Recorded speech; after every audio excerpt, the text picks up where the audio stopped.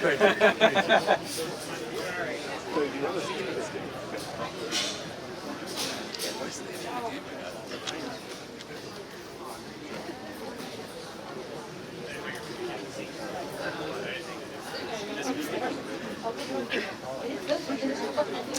got some marker here.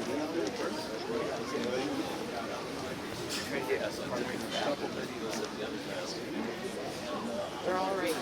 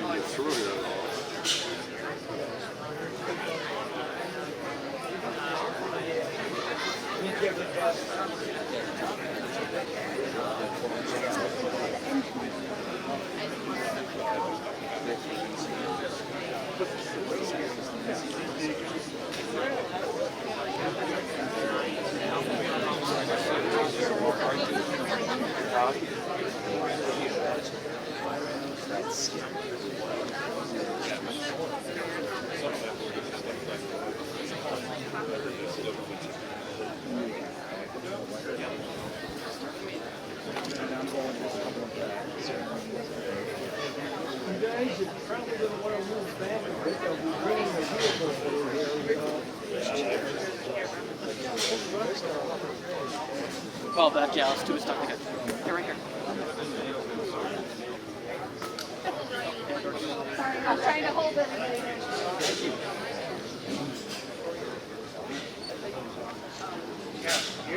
I'm sure just like any, we don't want to be behind. You don't want to be behind. Hey, all you guys.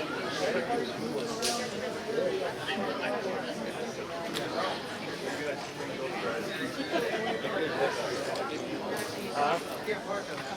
I know why I said maybe we just join them.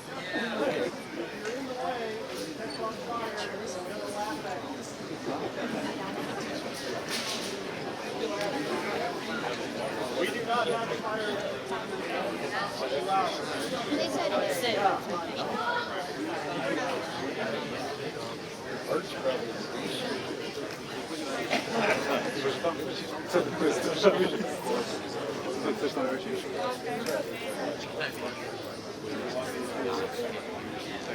I can't. You can. Gotta run around and get just the thing.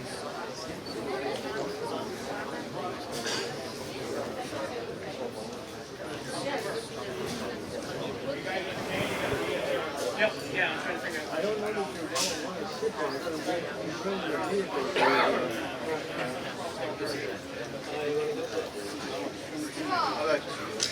We'll ride somewhere. All right, Kyle, I'm going to put you right in the front, okay? I'm going to put you... No, come here. Come here. Nope. All right.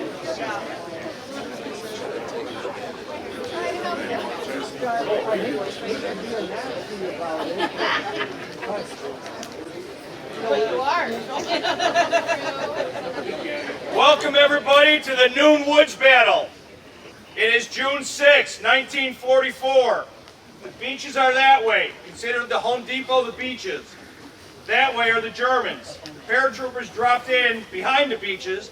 It was their job to keep the reinforcements from getting through them to the beaches to shoot at the guys coming ashore on the landings. I need everybody to stay on that side of the road. No kids in the woods till I release you. I will let you go in there and find cartridges after the event. Everybody, no one can be in front of that cart. You all need to be behind it or that side of the road. Everybody has to be off the dirt path. We're going to be using the road for vehicles.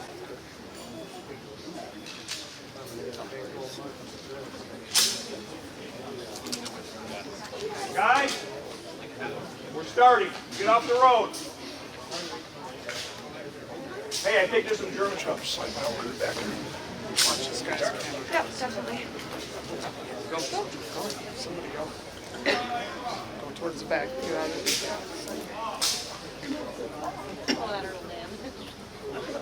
What'd you say? Collateral damage. That's why I do that.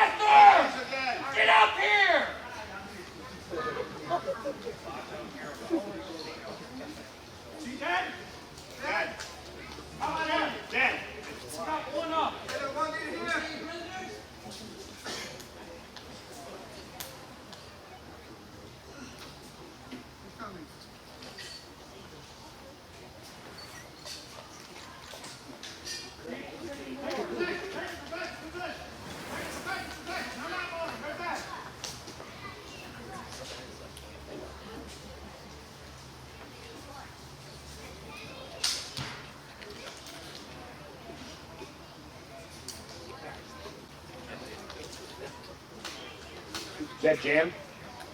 All right, I got tools. Just leave it for now. We got time.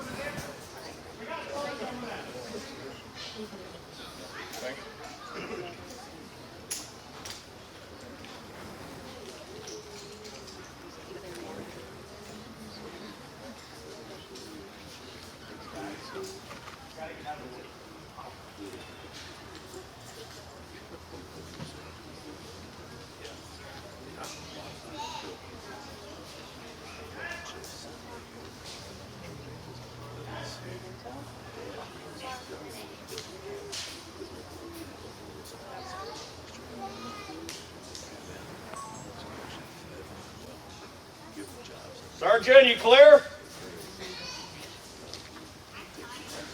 Clear? HQ! Yes. Engaged! Fire! Unit is eliminated. Waiting for further orders, sir. Take 5. All right, guys. Thank you very much. No one in the woods.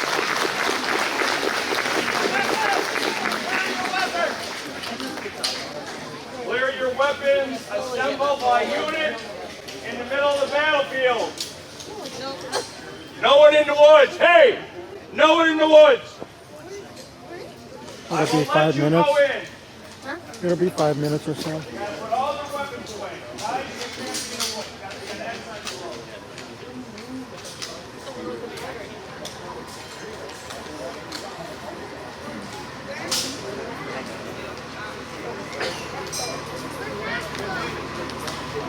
Lay out.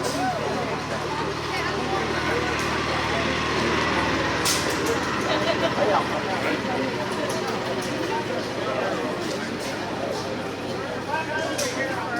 Clear your weapon.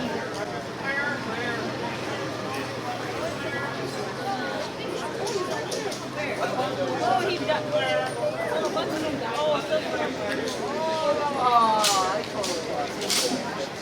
Right here.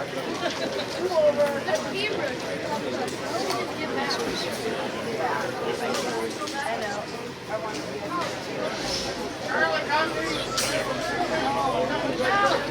Clear the road! Clear the road! Clear the road! Split! Everybody got all your equipment. What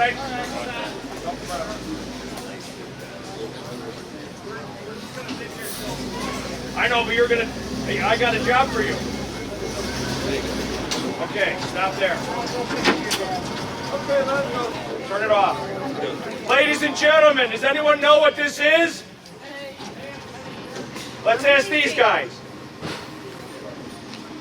What is this? Husky KFC 222 is a light armored car. It was produced and invaded at the beginning of the war in Poland. It was used in France in 1940, along with a bunch of other armored cars. In 1941, it went to Russia. The roads, they didn't have many roads. It was pulled out of service as a reconnaissance vehicle. They went to half tracks. But they kept these for anti-aircraft. They protected the armor because the gun could elevate. There were 4 of these left in our division in 1924 at the Battle of the Bulge. It went throughout the war as a German light armored car. It's got a 20mm cannon, auto cannon. It's got an 8mm machine gun. Crew of 3. Very useful.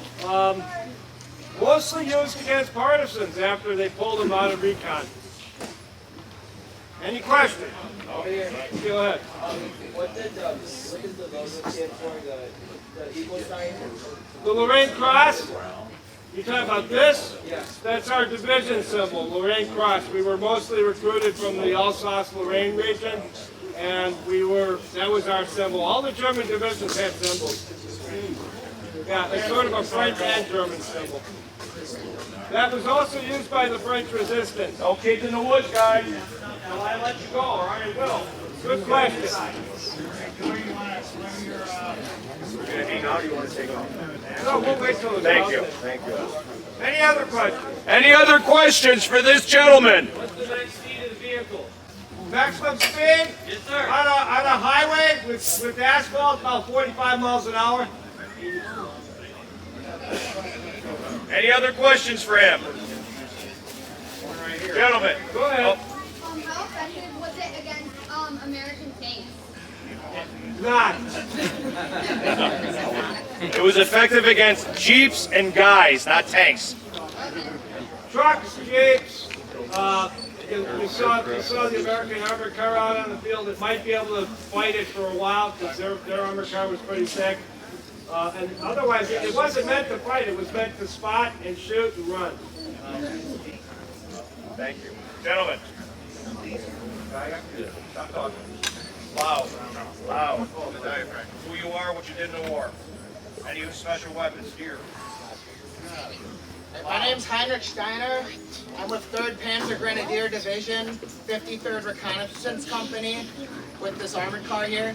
All these reconnaissance companies would have armored vehicles, but they'd also all have infantry in support as well, and that's what we are. We're a reconnaissance squad from about 1944 onwards, would be about 8 to 9 men. Most of the men in the squad will have the bolt-action K98K rifle. This was the standard issue rifle for the German army throughout the entire war, which would usually be supplemented by a machine gun in the squad or G43 rifles. Wolfie wants to step forward and present the rifle. And this is a 10-round semi-automatic rifle, and Wolfie will let you explain more. This is a Gewehr 43. It is a German semi-automatic rifle. It was development kind of started in the early 40s after they ran into a Russian semi-automatic rifle on the Russian front. This is their second attempt at a semi-automatic rifle. The first one, the Gewehr 41, kind of failing. These were not produced in the amount of the K98. The K98 was still the standard issue rifle throughout the war. This one, only a couple 100,000 were made, and they were issued to help supplement squad firepower with it. Distinction between this and K98, other than being semi-automatic, use a 10-round detachable box magazine to reload a little bit quicker. However, it also uses the same 5-round stripper clips that the K98 uses, so we can share ammunition. Each soldier was issued with 3 magazines, like mine here. I have 2 on this side, and the rest I just carry regular rifle magazines. As the war went on, the manufacturing has kind of deteriorated a little bit. You can kind of see a little bit of rough edging instead of the nice machining that the K98 has throughout the entire thing. Like I said, only a couple 100,000 of these were made, so they weren't super widespread, but overall they made a little bit of an effective use throughout the war. 709? I'm a member of the 709th. We were a static division. We were kind of the worst of the worst, kind of stuck together and put into Fortress Europe. This is a standard K98 rifle. This was the basic weapon of most infantry in the German army in World War II. 5-round magazine, loaded in by stripper clips or individual rounds. So let me ask you a question. If you ran out of bullets, would you rather have this to fight with or something else? If you ran out of bullets, there's no more bullets. What would you want? You want the bayonet? Okay. bayonet.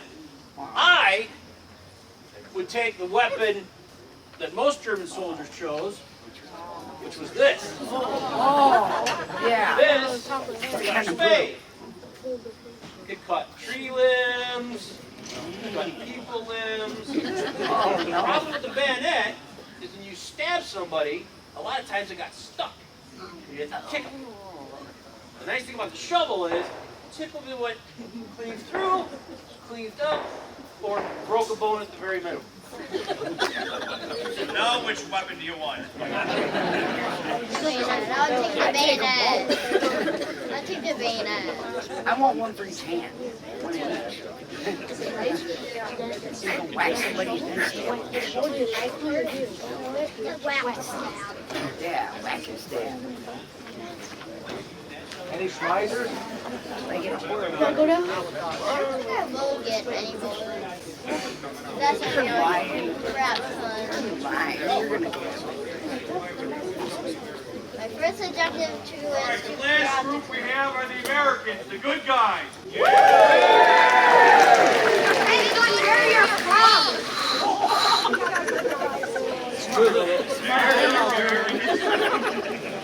Can't play cowboys and Indians without Indians. Americans.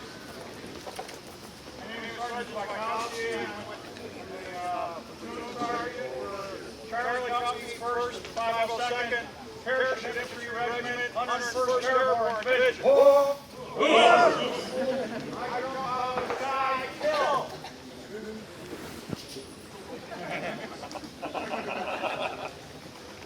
Right on my way, I will show you one of the most deadliest weapons ever made.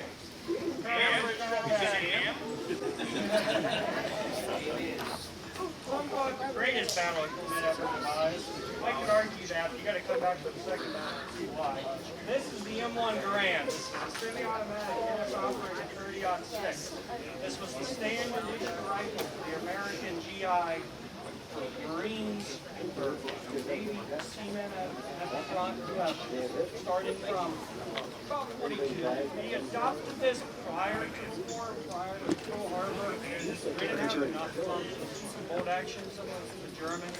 About 42, every GI has one of these. This was a huge factor for the Americans, having semi-automatic, every man having a semi-automatic rifle. Pretty much everyone else in the war, their infantrymen having a standard issue bolt action. It weighs about 8 pounds, but you got it loaded. So, I mean, it's not the lightest thing ever, but what that weight gives you semi-automatic, it gives you the hard-hitting power of 30-06, and it's reliable.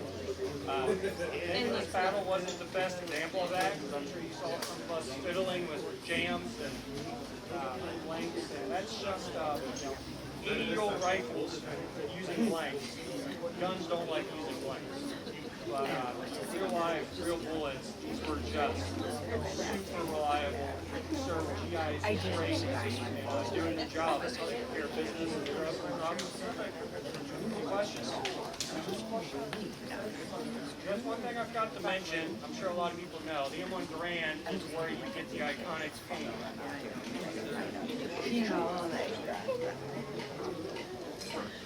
Okay. Are you listening? Are you listening? You are listening. Tell me something about it. 5-8 rounds. Just one small shot. Walk back and spit it out. If you've watched any of your Saving Private Ryan, Band of Brothers, you've heard that. Thanks for coming out.